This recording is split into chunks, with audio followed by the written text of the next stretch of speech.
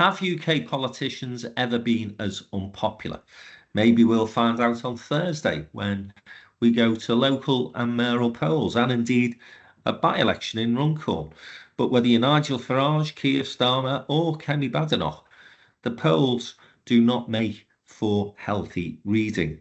And Donald Trump is about to celebrate, if that's the right word, his first 100 days in office. We'll be reflecting on what that has been like for the Americans, but also for the rest of the world. I'm Frank McKenna. This is the Downtown Den Politics Podcast. The return of the sausages. All sorts of things that I would have wanted as a kid that I couldn't have, right? Famously, Sky TV.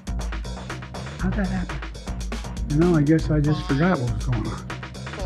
They're eating the dogs, the people that came in. They're eating the cats. Yay, it worked. So yes, after a well-earned break for Easter, we're back again and we're looking ahead to Thursday's polls. Not only do we have local elections across the country, we also have a by-election in Runcorn after a Labour MP was forced to resign his seat after thumping one of his electors. I think that's basically what happened.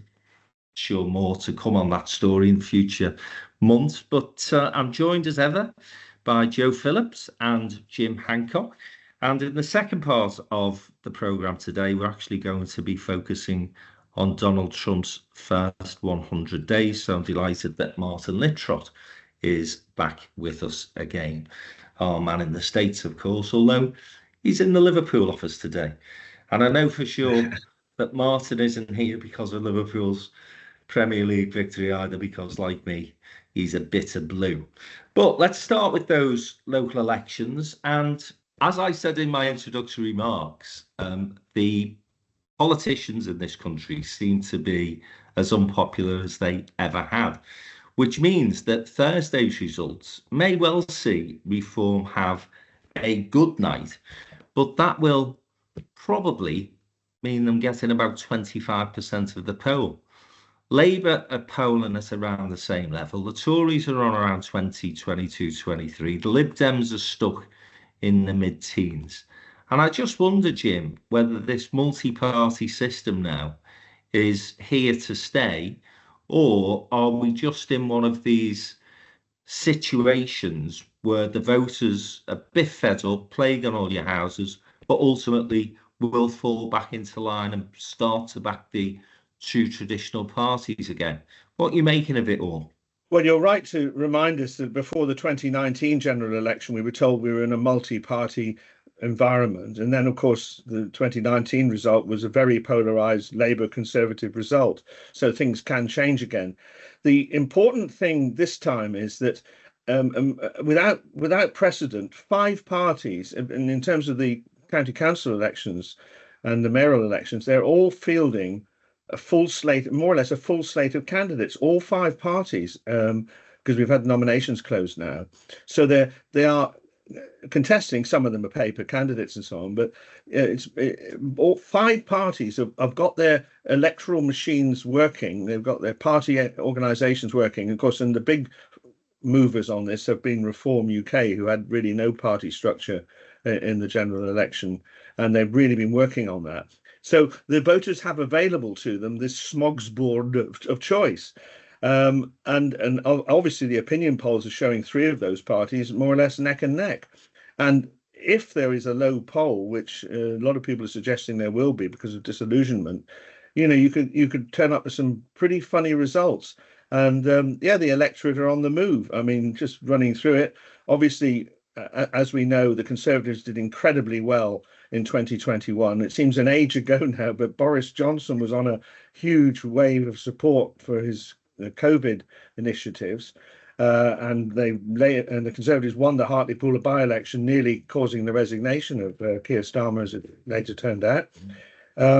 Labour have lost popularity at a record rate for an incoming government. I mean, they have a low base. They're not defending many seats, unlike the Conservatives. This is why Kemi Badenoch's tried to get her retaliation in first by saying they're going to lose some seats. I'm not sure about the wisdom of that in terms of rallying the troops, but there we are. The Liberal Democrats, I think Ed Davey, he's been doing more ridiculous stunts and so on. I think he needs to just be a bit careful about that. But, their courageous stand on social care and Ukraine and Trump, I think, is winning support from people. The Greens in certain parts of the country are doing reasonably well. It'll be interesting to see, because there's been I detect a bit of a turnaround from support for the environmental issues at the moment. But then, of course, Reform UK. Are they going to deliver in these elections and create potentially havoc in local government? Because the feeling is that a lot of these councils will go into no overall control.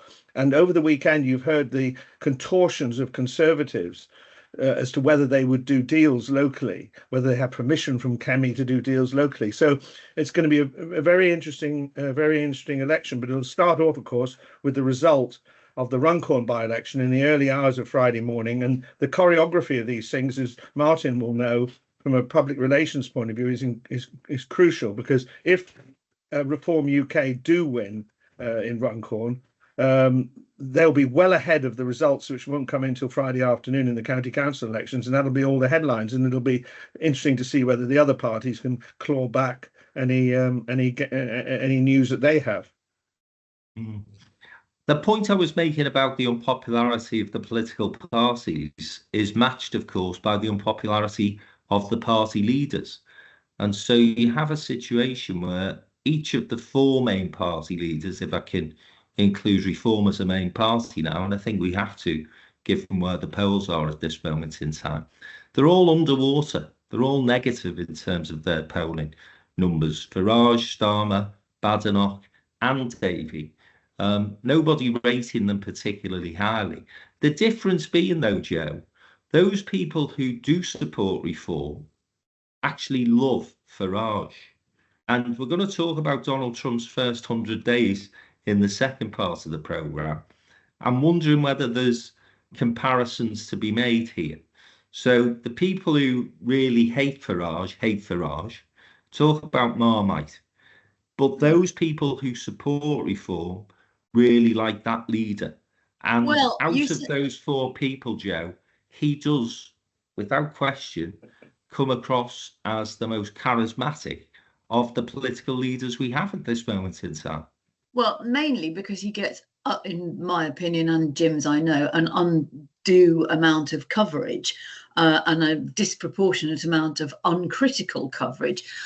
He is a very good media operator. He's very good on the stump.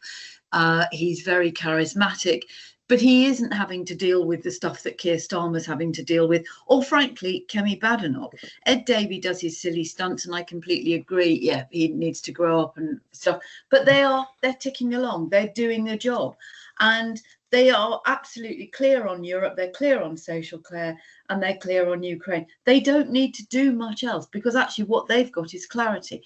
I think that what will happen is that two things. One is that, yes, there are those who will vote Reform because they love Nigel Farage, but there is a split in Reform, and there are those who think that he's too much of a one-man band, he's too messianic, that his new chairman, who's tried to professionalise the party, is dismissive of ordinary people, and that's come across in quite a few profiles over the last few days, where reporters have gone walkabout with Farage, and his right-hand man, or his chairman, has been, no, I'm not going to take selfies for you, and all of that sort of stuff. Now, that doesn't go down very well with those sort of people who love Nigel Farage and they think he's a bloke they can have a pint with. The other thing I would say is that, yes, Reform probably will do quite well on Thursday. And we may well have councils of no overall control, but what we will see, and certainly if they win Runcorn, we will see whether they are up to the job. And if they're not up to the job at local level, it could see them completely fizzle out by the time we get to the next general election.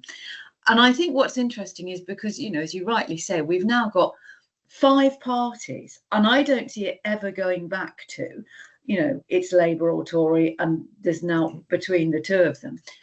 And I think, we really have to stop and think, and particularly if the turnout, as Jim predicts, is very low on Thursday, We do have to think about proportional representation. We do have to think, and I know Keir Starmer has said he will lower the voting age to 16, quite rightly in my view, but maybe we also have to have a conversation about compulsory voting, because local government touches people's lives in a way that national government doesn't. And we are moving into the most important period of local government with devolution and huge planning reforms. And that's going to have an impact on many, many people's lives. And we haven't mentioned the key mayoral contests, of which, again, reform are likely to take 1 or 2. But I just want to draw on this Trump comparison of a May, Martin, because there's a lot of things Joe is saying there that I heard Democrats saying 12 years ago. Donald Trump, he's just a one-man band. He's a bit of a lunatic. Yeah, he's got a lot of support amongst a particular part of the population in the country, but he's never going to be elected as president because you just haven't got that breadth of support.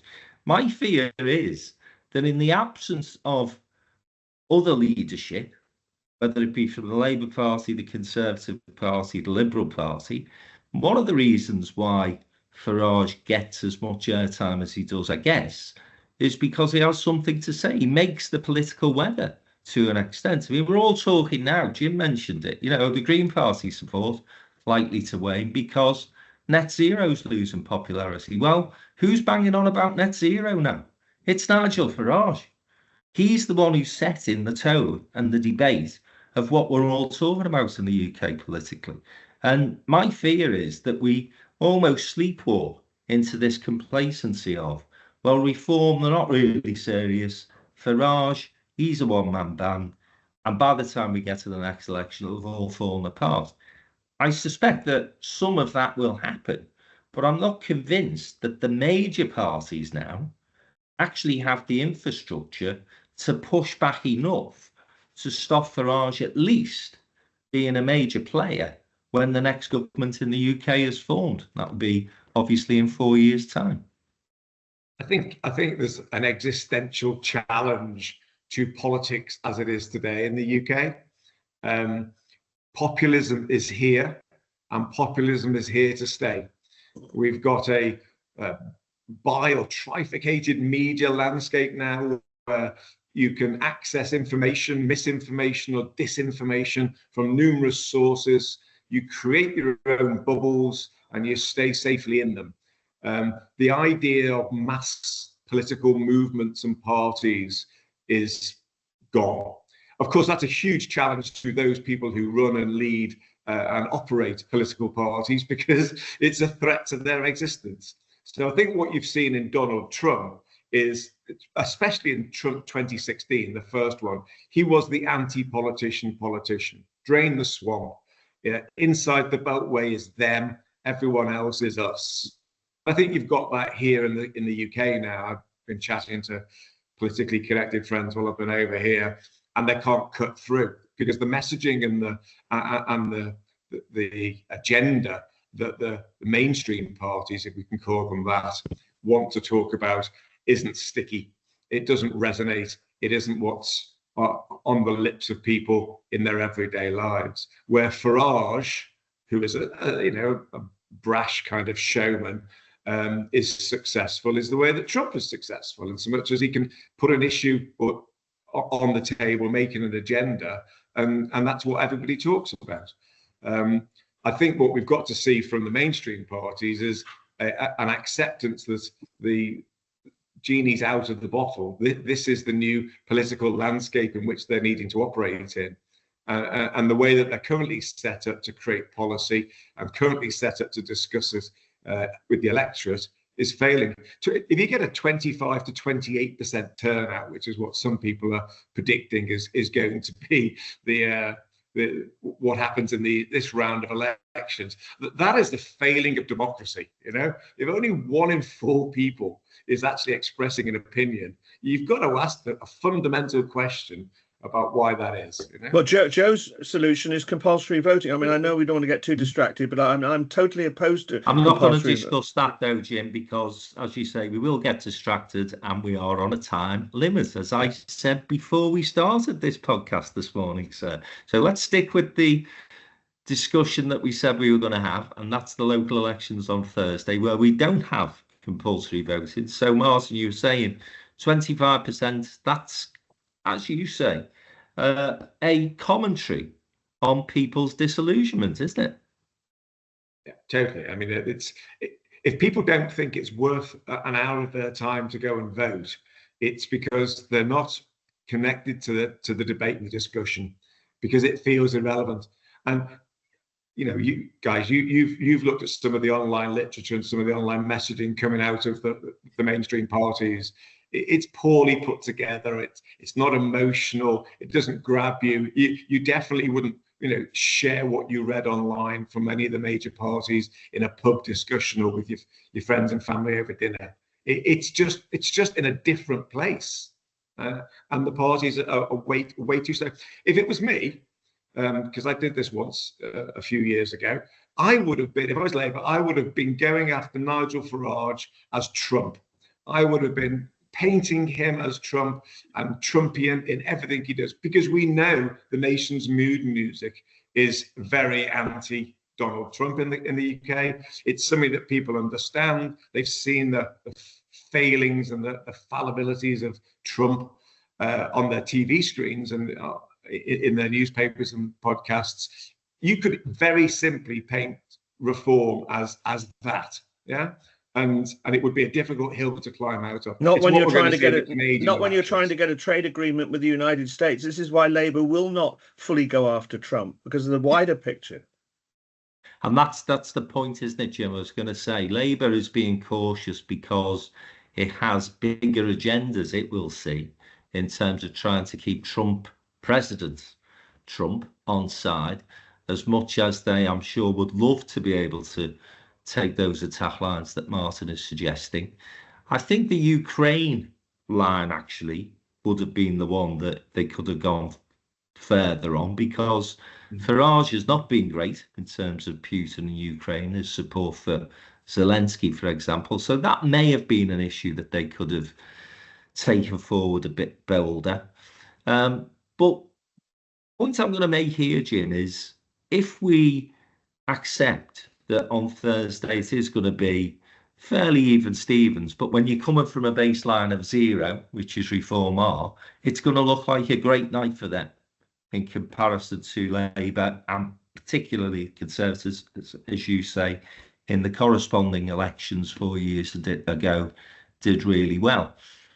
What do the mainstream parties do politically to handle and manage this? Because it seems to me that an awful lot of the Conservatives are now settled on the fact that they are going to have to come to some sort of accommodation with reform, whether that means a merger, whether that means an understanding that certain seats are gone for in a serious way, similar to the arrangement that Labour and the Lib Dems had informally at the last election.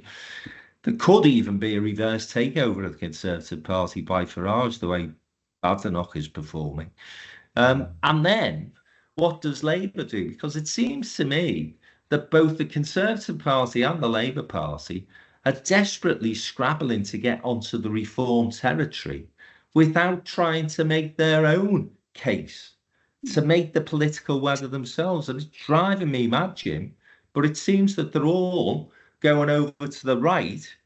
The Lib Dems on their own, in a sense, but have become quite a southern-based party. It'd be interesting to see how they perform in the north. No talk at all of a realignment of the left. And Labour are trying to get on reform's territory too. Depressing for progressives like us, isn't it? Yeah, you haven't. One has a feeling that the Conservative Party have always been pretty pragmatic throughout history. That's why they've been the most successful party in democratic politics in the Western world. And you sort of feel a sense of self-preservation on the right of British politics will bring some sort of accommodation between these two parties. Whereas, as you rightly say, the Liberal Party, although it went down to minuscule size in the 1950s, preserved itself. And not even mentioning the Communist Party and Socialist League and all those sort of things, the left has always had a propensity to stay divided. So there is that. It's on the more pragmatic level. It's quite interesting. A comment that I heard made, and it'd be interesting to see what Joe says about this. That in the post no overall control world that we're likely to see with a lot of these local authorities, Conservatives were saying over the weekend it's always easy. It will be easier to do a deal with the Liberal Democrats because they are different, and we know they're different, and we can transparently say this is an accommodation in order to run your shire council. But to do a deal with Reform UK, who are trying to destroy the Conservative Party, is much more difficult. So the negotiations that go on at County Hall afterwards are going to be very, very different. But that said, it does. I mean, I'm generic on manoeuvres clearly, and people like Esther McVeigh, who apparently has said, it's been interpreted as her words of having meaning, that the important thing is to get Labour out of Runcorn, and therefore Reform's the obvious one. There's clearly a wing of the Conservative Party that wants to do this deal, but there are others who are saying, there are a lot of Liberal Tories still hanging around who will be appalled by that. The thing is that at some point, as you say, Farage has got his weaknesses on Ukraine. I mean, what, for instance, is his policy on benefits, on housing? Does he want to build the houses that people need? He's never asked about this. And he wasn't on Kunzberg yesterday, by the way, Frank. Farage last week. He's in his last week. Farage is in his shire environment. There's all the photo shots that Martin would be arranging in his old role. Outside pubs, tweed jacket. More tweed. We need more tweed. Let's get Starmer in a tweed jacket. But on a serious note, Jim, and I wasn't going to talk about the number of times Farage is on the BBC, but I am keen to just dig in a little bit more to the Trump playbook that Farage seems to be using. And Trump is a modern day media politician. That's how he made his reputation. It's through a reality television programme. And Farage has done his best to do likewise. He's got his own programme on GB News. I can't for the life of me understand why the government haven't legislated against that, because I think it's appalling that sitting MPs can present news programmes. So that's something that I think Labour have been slow to react to. He was on I'm a Celebrity, Get Me Out of Here, reality television programme, gave him a fabulous profile. And he's been on the BBC, and it's a disgrace, and it's an outrage, more times than the Liberal Democrat leader, whoever that Liberal Democrat leader has been, throughout his political career, whether he's had parliamentary seats or he hasn't. So it's disgraceful the amount of airtime he's been given. But you've got to blame the mainstream political parties for allowing that vacuum to occur. But on the point of what do the left do in this space, I'd be interested to get Joe's views, because there is no conversation, is there, Joe, about a realignment of the left? It's all about how can we get onto this right-wing territory, and what can Blue Labour do to try and counter some of these arguments? I know, and it is deeply, deeply depressing. And I'm sure Martin will talk about this in the second half of the programme. But, the one thing that Trump has succeeded in above all else is he's always on the bloody news. He's only got to open his eyes and there's Let's Cross Live to what Trump is doing. And to a certain extent, Farage does that. And what's clever about Farage is that he's using the sort of the modern day media of social media and photos and all the rest of it, but in a very old fashioned way, with that sort of tweedy pint, country gent sort of thing. And in a way, he lets the media do the work for him because they're not challenging him. And I think it is deeply depressing that there is no argument that says, hang on a minute, let us challenge Reform on their policies. The other thing that I think is really pathetic of Labour is that they're not telling people what they've done. Instead of concentrating on reform and trying to be, harder on immigration and all the rest of it, why aren't they saying, we've already done X, Y, Z? We've got this through, we've made these changes. I mean, I was on GB News last week, and we were talking about the figures for foreign criminals' nationalities and all the rest of it, which Yvette Cooper has rushed through. And there was some bloke on who'd been a Tory Home Office minister, and I said to him, "Why didn't you do it? You had 14 years to do it." Yeah. And he said, "Well, we talked about it." I said, "Well, yeah, and why didn't you do it?" He said, "Well, we had many conversations." I said, "Yeah, but why didn't you do it?" You know, and the fact that the government has done something, whether or not you agree with it or you feel it's slightly creepy, they've done it. Thank you very much. Move on. And what they're not doing is showing that actually they are doing some things quite quickly. So yes, that's done. Right, let's move on. Planning reform, yeah, it's going to be a nightmare, but let's move on. Yes, Supreme Court on transgender recognition, done it. Let's move on. They don't seem to have any momentum, and that is a rather unfortunate phrase in terms of the left realignment, isn't it? But I do think it is sad, and I think, as Jim said, you can see that the Conservatives, who, as Fraser Nelson said very elegantly in the Times yesterday, you know, they are one leadership, a challenge away from oblivion.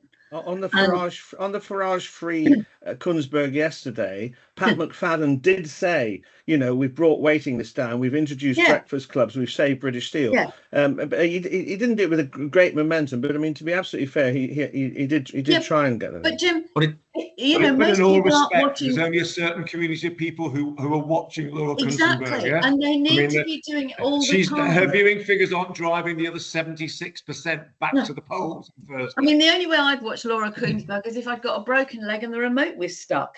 But you know, I just think, and yes, those days of the Sunday papers being important to even to political journalists actually have long gone. And I think what people are seeing is what, you know, Billy Blogs in the outside the butchers in wherever is putting on his social media, and that's what Labour are really slow at. The Conservatives are going to rip themselves apart, and Robert Jenrick will be dancing on Kemi Badenoch's grave and end up doing a deal with Farage, and then he'll think, oh, I'm not number one, why did I let this happen? Meanwhile, the Liberal Democrats will probably gently scoop up what's left of the sort of, you know, the One Nation Tories, the sort of slightly more liberal wing, and we will see an alignment, maybe not in the famous words of the late and much missed John Prescott, a shifting of the Teutonic plates, but but you know, well, you've got you know, in Australia, you've got an almost formal alignment between the Greens and their Conservative Party. You know, they're calling it the teal movement, you know. So there's lots of realignments going on everywhere. And I think Frank said it earlier, it's going to be different in the north than it is in the south, because disillusioned Tories see a natural home with Lib Dems in the south, southwest at least, I believe. Up here, you know, it's reform that's going to hoover that up, I think. Yeah, well, I think you're right, Martin, and I think sorry, Joe. Or just to say, I think, you know, a lot of it will become, and, you know, all the more reason for devolution and why it's so important. A lot of it will be very local. I mean, here in Kent, it's house building everywhere you look. And that is so polarizing because it's also, you know, we've got low wages and there's no houses for anyone to live in, but we've got absolutely rubbish transport. So that you could see that there is a possible working together on those very local issues, and that's why these local elections are so important. And it's sad that people aren't turning up, because whoever is, you know, the last lot of this county council will have a say in shaping what comes after in the next tranche of devolution. I think what we're seeing is the Labour government facing the same challenges as Boris Johnson's government faced, actually, which is they've put a coalition of sorts together, and it's combined forces of what would be described loosely as the metropolitan elite and an awful lot of support in cities, coupled with a working class that just got fed up with the dramas and the chaos of the Conservative government. And they've all, right across the board, become disillusioned to a point. But I would suggest that the metropolitan elite will stick with Labour on the basis of we can't let reform in. But a lot of working class voters won't now, they've done in the past, which is, well, we'll just give our vote to the Tories again then. They'll actually say, we're fed up with all of you, and this is where reform can sneak in. And although I absolutely agree that the media need to be pressing Farage more in terms of what their policies are, what they will do about welfare, what will they do about the NHS, what will they do on foreign policy. The fact of the matter is, again, if you look at what's happened in the States and if you look at what's happening across Europe with these populists, they just turn around to journalists and say, oh, that's not what people are interested in. People are interested in, and they go on to what they want to talk about. And it's very difficult now for journalists, I think, as much as I criticise some of the, as I say, airtime that Farage has given, and I think you're being quite flippant, Jim, in terms of the Koonsberg thing, because he was on Question Time, and he has been on Question Time more than any other politician. I mean, it is a problem, this BBC obsession with Nigel Farage, and that's, you know, just a fact if you look at how many times he's appeared. But equally, when he does go on there, he bosses, in the way that he bosses the political agenda, he bosses the journalist in terms of the line of questioning. I don't know how you can get around that in the modern I agree with you.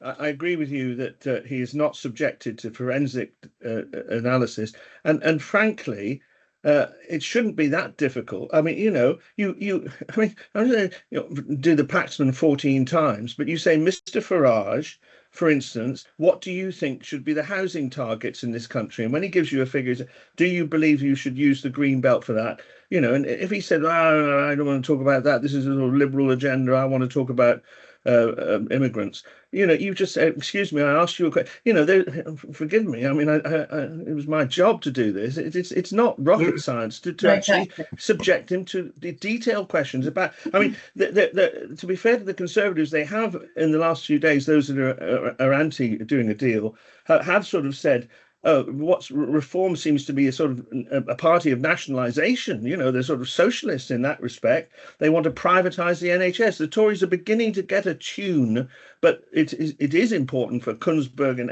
anyone else who has the privilege of interviewing to actually nail him down and keep on asking the question. And the other thing that, just very briefly, is, and we've said this before, if you are the editor or producer of a programme, you can say, no, this is not the party leader's programme. We do not want the party leader. We want Richard Tice or, you know, Lee Anderson or Andrea Jenkins or whoever it is. You don't always have to have the leader. And I would say that editorially, it is not fair to have the leader of one political party unless the leaders of the others are given equal billing. I think let's come to a conclusion in terms of looking ahead to Thursday's results before we talk briefly about the time we spent in London and our parliamentary reception last week, which I thought was really interesting. The mayoral contests may actually come back to bite Reform on the arse, because they are positions that are quite high profile, and if you end up with a couple of nutters in those posts, then that could be a problem for Farage. And Andrea Jenkins, she of the single finger fame, is likely to win, I'm told. I think it's Greater Lincolnshire.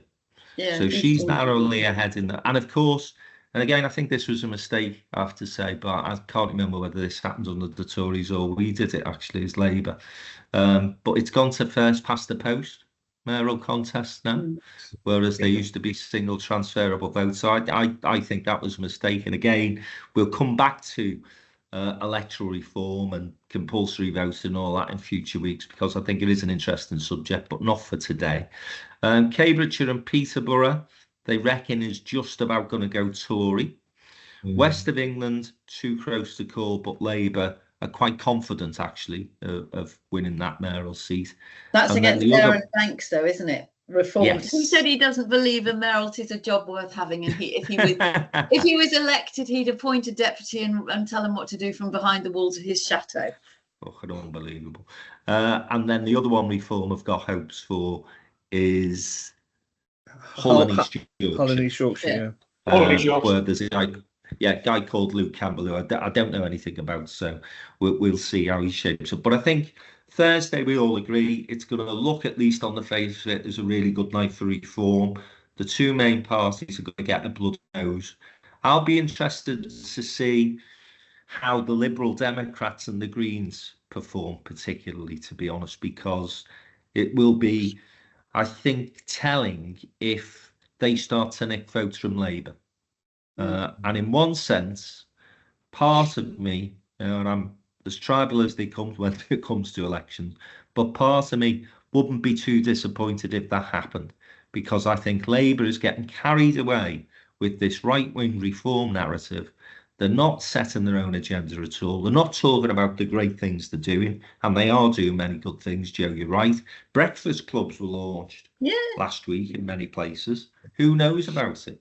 You know, it's the replacement of Sure Start, which everybody says was a fantastic initiative by the new Labour government. And guess what? Everybody knew about it. Breakfast clubs have been relaunched. Hardly anybody knows about it at all. So that messaging, NHS waiting list coming down, GP appointments going up, immigration actually being tackled in a serious way, numbers not coming down quickly enough, but at least they've got a serious plan in place. A new deal with Europe set in middle of May, which I think will be great for the economy, great for the country, and certainly great for our young people. But none of those things are being put out there as strong messaging, which will lead us to, as I say on Thursday, I think, a really good night for reform. But we will, of course, be at some point, and we're going to try and get our diaries aligned, discussing all this and reviewing those elections, and we'll let you know when that can happen. Just briefly want to talk about our time in London last week. We spent a couple of days in Parliament, or at least I did, and then we hosted a dinner on Wednesday evening where we had the Leader of the House, Lucy Powell, come and talk to a group of business leaders, mostly from the Greater Manchester area, but from the wider Northwest as well. And then on Thursday, we had a parliamentary reception at Westminster where we had about 100 business leaders, again from Greater Manchester. Leader of Manchester City Council, Bev Craig, along with her Chief Executive, Tom Stannard. Lucy joined us again. And an excellent contribution, I thought, Jim, from Liam Byrne, who is now the Select Committee Chair of the Business and Trade Group. And I thought, aside from the fact that he was very praiseworthy of myself and Downtown in Business, which I was grateful for, but his contribution was spot on, I thought, really positive and very warm around the devolution agenda, wasn't he? Anyway, let me get your thoughts and reflections on Thursday, because you were with us for the day. You seem to be enjoying the Commons red wine and getting around the room and talking to a lot of people. So what did you make of it? It's always been my working mode to enjoy a little hospitality and then have your ears open to listen for messages that you get. Yeah, I thought it was an excellent reception. It was helped by it was a lovely day and people were able to spill out onto the terrace. It was a real downtown show, and capped off by Liam Byrne. He didn't need to say that, but he did say that Downtown in Business was one of the best at what it does. Absolutely, supporting devolution, and he actually said in terms that if the government are to achieve this growth agenda, it is essential that further devolution takes place. Now we'll see in the great tug of war between Whitehall and politicians wanting to do it and the regions wanting to have the power, how that finally turns out. But it was a powerful speech. The thing I think if I was the government I'd be most worried about was the extreme frustration that I think Tom Stoppard, the new chief executive of Manchester Council, I beg your pardon, Stannard, yeah, who impressed me. I think you said that they'd made the transition now from the Bernstein Lease era, and we're ready to go again with Bev Craig and Stannard. Is over rail investment. Bev Craig, Stannard, and Liam Byrne, I think, but particularly the first two. They clearly don't think, despite this re-announcement that the government have gone on about the east-west links, between Liverpool through Warrington, Manchester, Bradford, and Hull, that they have severe doubts as to whether that's going to happen, and they're saying that without that, the problems that are going to exist. This week, of course, we have the launch of the Northern Arc, which is this new concept, which points out the huge job potential of that arc of territory all the way from Merseyside through Warrington, through Manchester, over to Leeds and on to Hull. As a sort of the new concept, but the problem is for the general public, they've heard it all before, the Northern Powerhouse and so on, and we'll see how the it Northern goes. Way, the Northern Powerhouse, and now we've got the Northern Arc. But that's what I took and from nothing it. ever happens. Yeah, I mean, Lucy Powell did where Labour is business friendly, and I think the business people received that, but of course they're also in receipt of considerable problems with the higher taxes they're having to pay, and what's perceived by some people to be a talking about being pro-business, but actually in the measures causing business and hospitality and so on considerable challenges. But it was a good exchange of views. But the one thing I would take away from that, if I was ministers, is: are you really going to do these rail investments? Because there's frustration and people like Bev Craig. Yeah, I mean, I had a one-to-one with Darren Jones, who's the Chief Secretary to the Treasury, on Wednesday afternoon as well, and I think I would be optimistic about infrastructure investment into the north through the spending review. So that was a positive. Martin, you were at the dinner on Wednesday evening. I thought Lucy Powell did a great job in terms of knowing her audience, knowing what subjects to tick off, and going beyond the national political scene. Manchester has still got that swagger, hasn't it? Very confident, it's civic leadership all over these main issues, still seen by the government, I think, as the place where you're going to put your investment because you're going to deliver. And Lucy Powell, as MP for Manchester Central, as well as being leader of the House, was saying Manchester's not the second city, it's the first city. What Manchester has, or at least projects, is it's not parochial. So whereas you have conversations with some of the other regions and city regions and sub-regions, and it's very inward looking and very focused on what's down this road and what's that. Manchester's talking about FDI, it's talking about attracting overseas businesses, it's talking about competing with Berlin and Brussels and other places for infrastructure and business attention.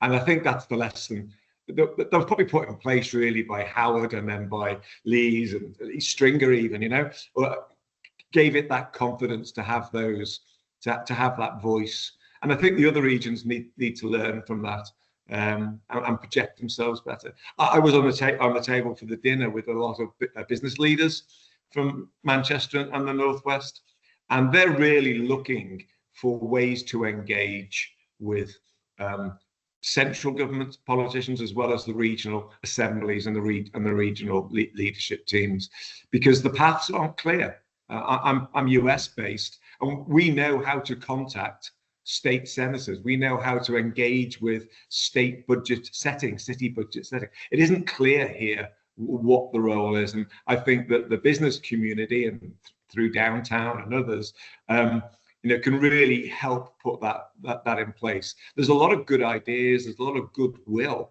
in the small, medium enterprises out there. It just doesn't know how to get interlocked into the policy process and the decision-making process. Yeah. The other thing I should mention is Naomi Smith, who's the chief executive of Best for Britain, also made a great contribution to the parliamentary reception, explaining the uplift to UK PLC should we be able to reset our trading relationship with the EU. That summit takes place, as I say, mid-May, and we'll try and get Naomi on the podcast actually to discuss the work. Good, because she was over-optimistic, in my opinion, about what we can do with Europe. But, I did notice that, again, as you continue to refresh yourself at the Red Line pub following the parliamentary reception, you challenged her on that, and I thought she handled your questioning very well, sir. And if only we had the same sort of questioning now and scrutiny that Jim Hancock gave to Naomi Smith outside the Red Line on Thursday afternoon from our national journalists. Maybe be all the better for it. Maybe we can host 168 reform councillors that we're expecting to get later this week. Maybe she can have a conversation with them and see how that goes. Yeah, I think she's in for a good month is Naomi Smith and the Best for Britain gang, because the noises coming out from the Chancellor's office far warmer than they were previously, but we will see. Right, we're going to take a short break after a longer discussion than I'd anticipated, but a good one, I think, and there is lots going on. We haven't talked about half the things that Jim wanted to talk about. I can tell you we'd have been here all day, listeners. So let's take that short break, and we'll be back in a moment to talk about Donald Trump's first 100 days. What a success.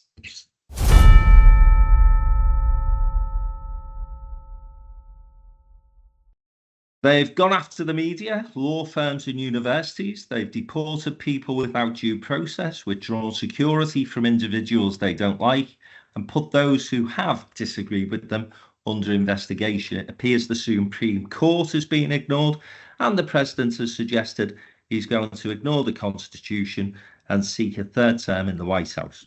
So, why are we reluctant to call Donald Trump and his administration fascists? It's 100 days now since Trump was re-elected, and for me, at least, it seems that things are going from bad to worse.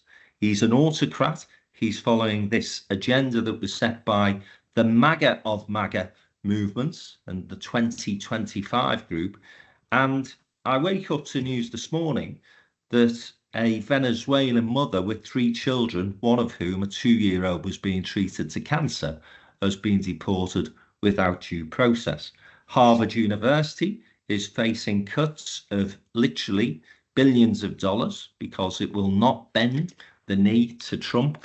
And solicitors firms are now being told that they've got to provide pro bono services to the government, and dare they oppose the government, then they will be further sanctioned. Add to that a media that, again, I can only say, Martin, is bending the knee in terms of giving literally millions of dollars to Trump in settlements against cases that he would never have won in a million years if those cases would have gone to court. And then you've got people like Bezos bidding £40 million to do programmes, documentaries with the First Lady. And this will be the final thing, my rant, he's got this bloody Bitcoin that he's actually allowing people to bid for. And if you're the highest bidder, what do you get? You get an audience with the president and a tour around the White House. It is, in plain sight, corruption. And yet, as I say, we do not call this a fascist regime.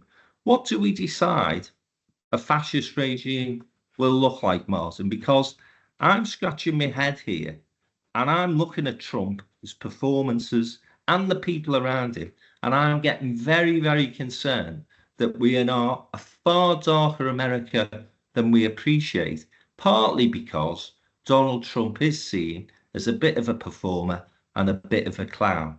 That might be the case, but those people around him, mate, they really do worry me, and they've got an agenda that is far worse than a lot of people, in my opinion, are prepared to admit at the moment.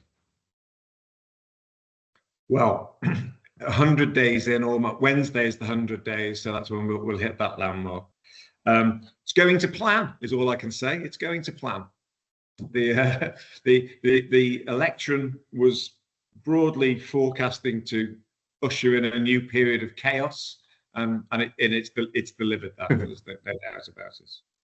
I think what's interesting is that he isn't getting away with it, if that's the phrase we could use there. But after the first 100 days of presidencies, Biden had a 54% approval rating. Barack Obama had a 62%. George W. had a 63%. And Jim, you'll remember Harry Truman, 87% approval after 100 days. DJT, old Trumpy, is down at 39 at the moment, which is extremely low, even lower than his 45 from his first term. So that there is the beginnings of a reaction, a little slow, but a reaction. But there's also been an awful lot of things that Americans are happy with about Trump's stance and attitude. You know, the polls I look at and some of the people I speak to, I hear pace of change being something that gets talked about. There's an appetite for things to happen, even if they're a little chaotic and they're a little bit unpredictable. And the idea that he's getting it done, not sure what it is or what done looks like, but the fact that there's stuff happening, I think is still maintaining support for him. Doge has been a mistake, but the intent is still supported. The idea that there is excess that can be wound in, people are broadly supportive of still, and the idea that Trump's batting for America, whether it's making the Germans pay a bit more for their own security or trying to address historic trade barriers that have existed, I think still garners him better support than you would imagine. I think the problem is, or part of the problem is that the what Steve Bannon would call flood the zone, those shitty stories that grab the headlines and have everyone talking, Greenland renaming the Gulf of America, Canada as the 51st state, those kind of things. They've been very popular in headline writers and the headline generators, and a lot of darker stuff has gone on in the background that hasn't been looked at. USAID, closing down USAID is a very strange decision. I mean, what you're effectively doing is getting rid of people who process checks that pay for medical support and health support to the most disadvantaged in the world, and in return, as a soft power, America has better relations and better conversations with vast swathes of the planet. Pulling the plug, whether you agree with whether we should be sending drugs to Africa or not, it's not a smart decision politically. So that's been awkward. Tariffs, addressing that's not a bad idea. Helping the American, but we've got 4 justifications for it: raising revenue, fighting China, bargaining chip in the fentanyl wars, reshoring jobs. I mean, which one is it? None of the above. And if really the battle is China, why have you declared war on 191 other nations in a trade sense by slapping tariffs all over them? So just poorly thought through. And then, as we always know, it's the economy, stupid, is what comes back to bite. And the consequences of much of the mismanagement of the economic agenda and the trade agenda, tariffs, etc., is that we've all seen our 401ks and our pension plans go down in value. And I know you're told you're not meant to look at it until the day you retire, but people do. People judge their wealth based on how secure they're feeling about the future. And that's taken a real body blow right across the nation. And I think University of Michigan did a poll, well-respected pollsters up there, that showed people starting to connect the dots between Trump's actions and the economic consequences. And that's the first time it's started to show in those 100 days. So I think the president has done much of what he said he was going to do, and people are not particularly upset about that. The manner in which he's done it has caused the heartache, and that's probably the challenge for the next 100 days. How can he keep making progress, but not sink the boat along the way? I think for me, Joe, the most depressing thing and the thing that worries me most is that, although I agree with Martin to a point, people are starting to push back, and that is demonstrated most by those poll numbers, and he is at the lowest ratings of any president in modern times, at least at this stage of his presidency. But is the absence of the checks and balances that exist, which has kept the United States on an even keel, even when they've had presidents like Nixon, for example, who've been acting the goat. Congress is the problem, because they are not in any way, shape or form holding the administration to account. And this is all on the basis of personal favour. And Republicans who control Congress being concerned that if they go against the president, then in UK terms, they'll be deselected from the state that they represent. That lack of scrutiny from Congress, this absence of basically taking the law seriously. And so there's a number of the administration now who publicly said, well, if the courts decide to go against us, we're just going to ignore them anyway. And then you look at some of the people he's put in charge, guy who's in charge of the FBI being probably the most scary, who have got an agenda of revenge against people who they see as enemies of Trump, MAGA and the government. As I say, if this was in any other country, if this was Russia or China, these things do happen there. We don't expect to see it in the States.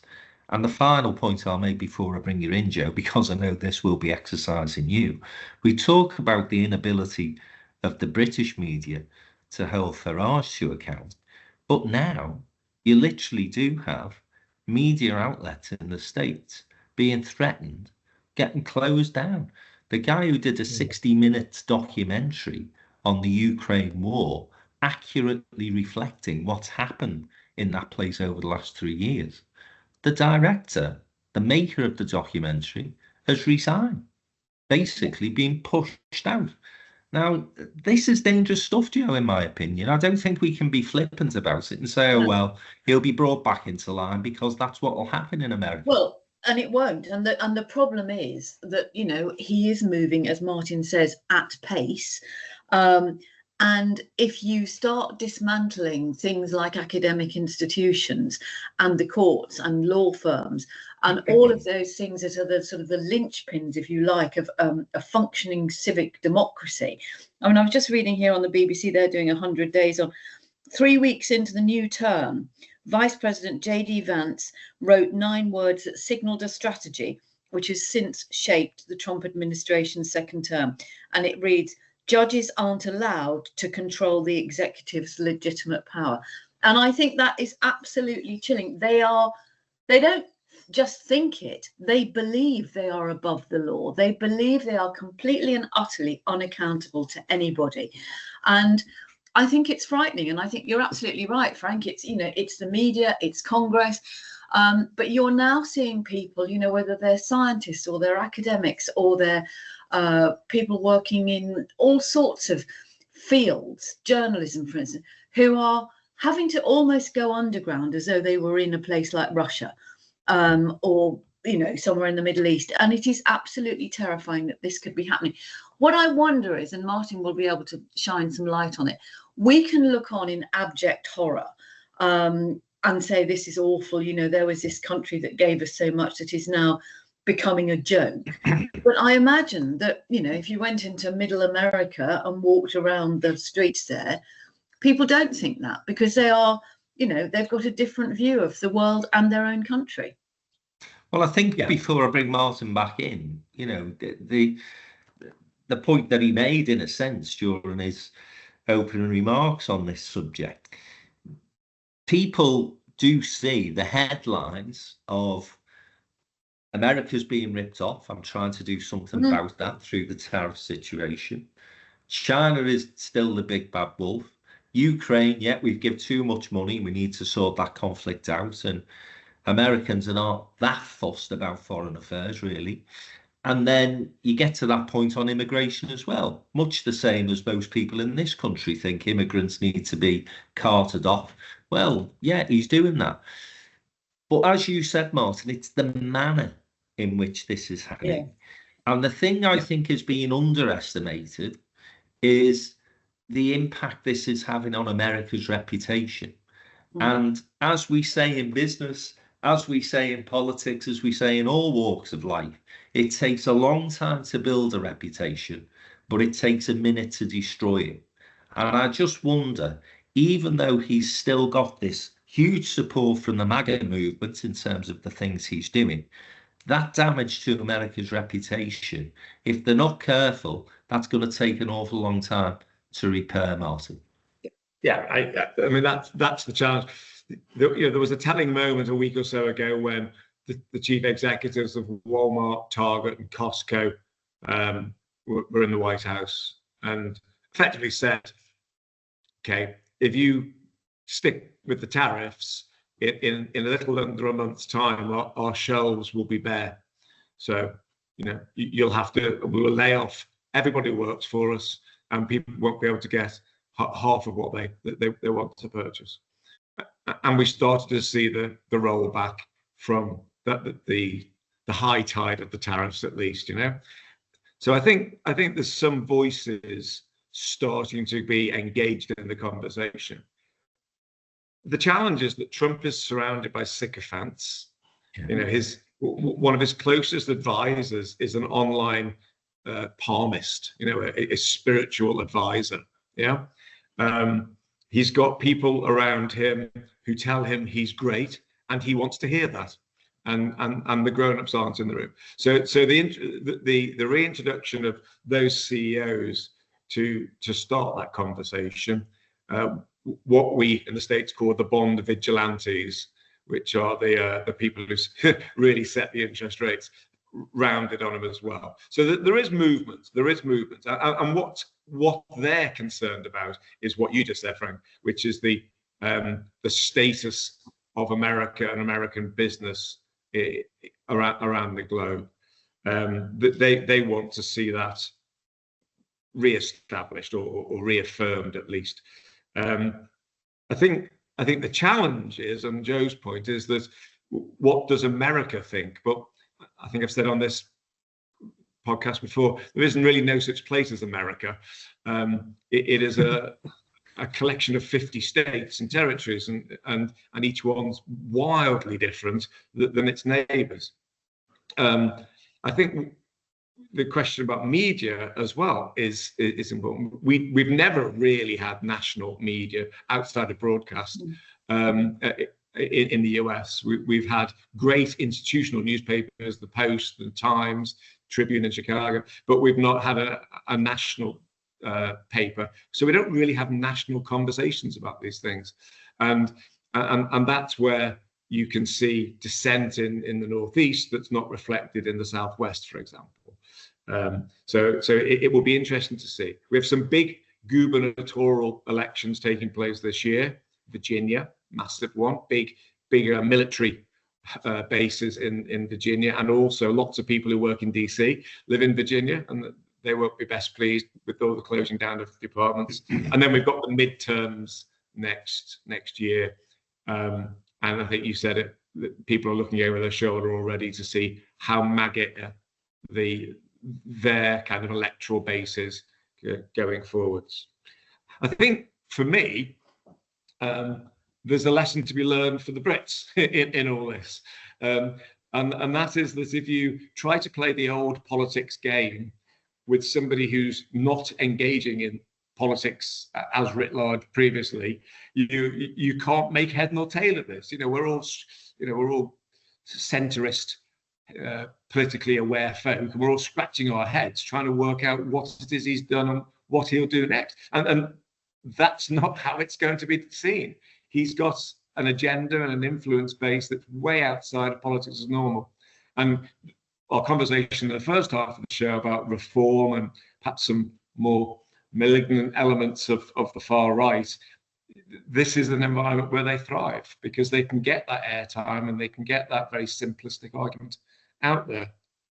I think my hope is that the Congressional Republican Party start to find their feet. I think they've not wanted to, it's a Birkenhead phrase for you, but piss on the president's chips too early. They've wanted to be loyal and to give him a run at it. But I think that the mood music, those numbers I gave at the start of his popularity, is starting to suggest that it's a threat to them. And I think they'll start to find their feet a little bit, and you might see some, not so much dissent, but maybe some more cooling words starting to be aired. So that's my own. The next 100 days, that's what I think we'd expect to see. Now, Trump is a very, he's a reality TV star. Reality TV stars are fueled by headlines, and their headlines are created by chaos. Whether you're on a sex island or whatever it is, will Jenny sleep with Jim, and what will Jackie say if she finds out? That's the nature of the beast, and he's applying that to politics, and we haven't caught up with that just yet. Jim, you were the one who was saying a few weeks ago that you thought the checks and balances in the States would hold. As I say, I think there's already things that have happened that, for me, are totally outrageous and should never be happening under the watch of any president. He sat down, I think it was earlier last week, with the El Salvadorian president, who's an absolute monster, and he's threatening to send American citizens to the gulags that are operating over there, having already sent somebody who was, as the administration has admitted, wrongly arrested and carted off to El Salvador. And then when the court say, the Supreme Court say, or a court has said, it may not have been, I think it was the Supreme Court, you've got to bring the guy back. It was. The administration shrug its shoulders and say, oh, we're not going to take any notice of that. Convince me again and tell me why you think that the balance, the checks and balances in the States are going to hold. Yeah, there's so much in what you've all said that I wanted to comment on. I'll have to confine it. I just want to one aside about the El Salvadorian dictator, and it's picking up on what Martin said about us sort of centrist liberals need to get ready for the new world. In El Salvador, that man is a hero. The country was devastated with gang warfare over drugs, and he's ruthlessly locked these thousands and thousands of people up. But the crime rate has dramatically come down, so he's a hero there. And I mean, we can discuss his methods. And with Adolf, Yeah. Well, and the fact that, Trump's associated with him, and they both said we can't do anything to bring it back. It's obviously contemptible. I mean, just on this thing, he's done an awful lot of this with executive orders and using the Alien Powers Act, which was really designed for wartime. But there are challenges to this. And then it's going to go to the Supreme Court. Now, we all sort of think that the Supreme Court has been molded in Trump's image because of the happenstance of 3 vacancies coming up in his first term, and he was able to put his people in. But again, and Martin will comment on this perhaps, there are signs that the Supreme Court is concerned about these things and may level judgments that Trump won't find very comfortable. But then we come to the point that you guys have made about the actual enforcement, and this is the point where I could share your concerns, Frank, that if the Supreme Court makes a decision, you then come to the Supreme Court does not have a police force of its own or marshals to enforce what it wants. And this challenge, as Vance has said, of ignoring it, at that point, I think your concern about fascism and totalitarianism would come into play. But let's just see how that plays out. Just a couple of other comments. I was very struck by what Martin said, that he's getting a lot of credit for getting things done. And this is something that in this country, this is what Starmer is hoping for, that in the longer term, all the initiatives will get things done. But he's suffering at the moment because things aren't being got done. And I detect that a lot of the American people aren't too fussed about cutting corners on the judicial process because he is getting things done. And that's the case. Just one last thing.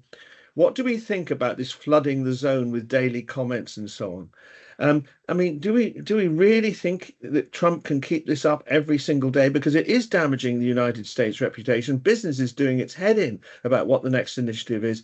Do we not feel that the next 100 days could be a bit quieter, or do we just think that every single day, as when Trump opens his eyes, as I think Joe said, the media are going to be getting a fresh morsel? Because I just don't think it's going to be possible to keep up this pace.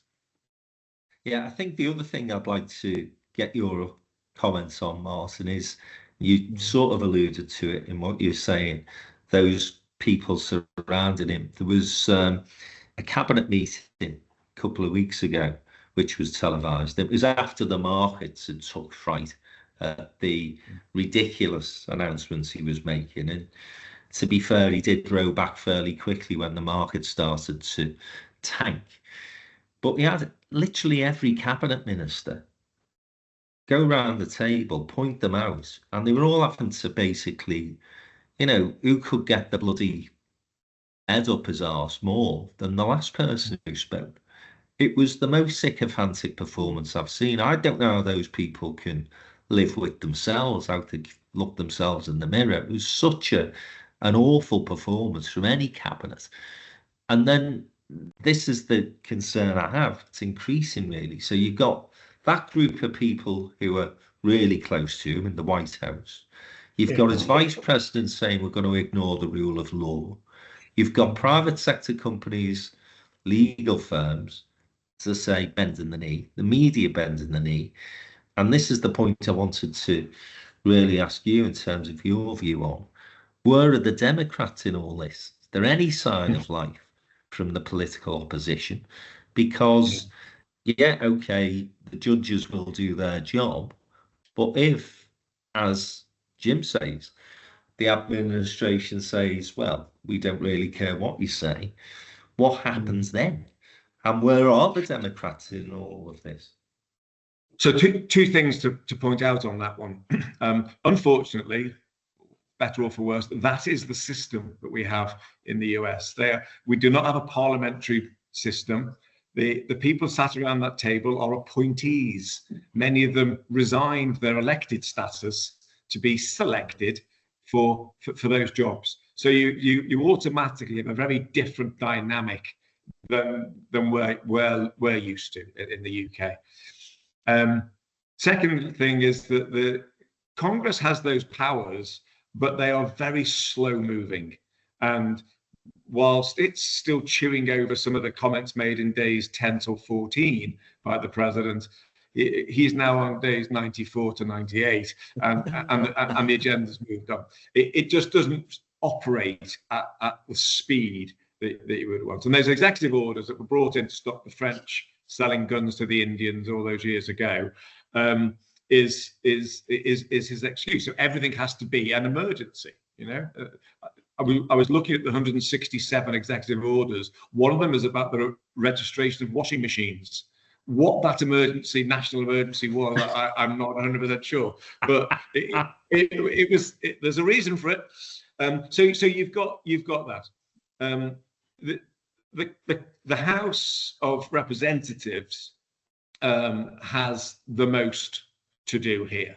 Yeah, that's meant to be the body politic of ideas and laws that the Senate smartens up, that the president and the executive make happen, and the Supreme Court make sure that they're aligned with the Constitution and the general direction of travel. That's how it's always been. It's just now been put into reverse. Everything's emanating from the White House, and the other two branches are struggling to work out how they operate when the wheels are spinning the other way.